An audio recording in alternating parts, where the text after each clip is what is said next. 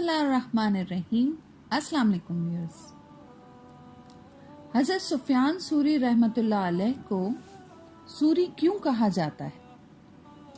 किस्सा कुछ यूं है कि एक दिन जब आप मस्जिद में दाखिल हुए तो मस्जिद के अंदर गलती से पहले बायां पांव रखा। उसी वक्त गैब से आवाज आई कि ए सूर सूर न बन। ये आवाज सुनकर आप बेहोश हो गए। होश आने पर अपनी दाढ़ी को पकड़कर अपने मुंह पर तमाचे लगाए और कहा कि बेअदब, तूने अदब के साथ मस्जिद में पांव क्यों ना रखा? इसीलिए इंसानों के दफ्तर से तेरा नाम मिट गया और जानवरों के ज़मरे में लिखा गया। सूर का मतलब है बैल। इसी वजह से आपको सूरी कहते हैं।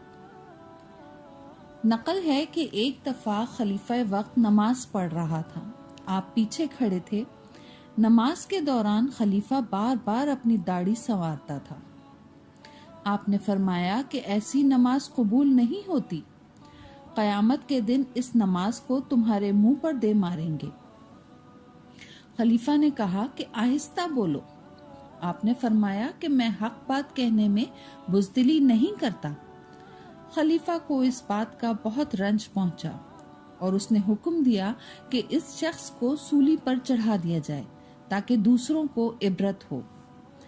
जिस रोज आपको सूली पर चढ़ाया जाना था, आप उस दिन एक बुजुर्ग के बगल में सर रखे हुए थे। सुफियान बिन ऐनिया आपके पास बैठे हुए थे। जब इन दोनों बुजुर्गों को सूली पर चढ़ाए जाने का हाल मालूम हुआ तो उन्होंने जगाकर हालात से खबरदार करना चाहा, लेकिन आप उस वक्त जाग रहे थे। पूछा कि क्या मामला है?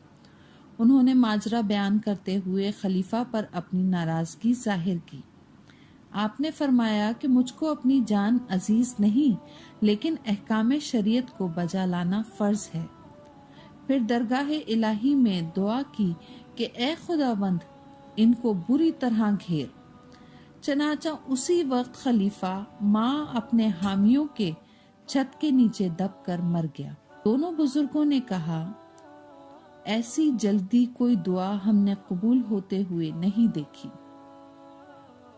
आपने फरमाया कि मैंने अपनी आबरू दरगाह इलाही में नहीं खोई। सुभान अल्लाह।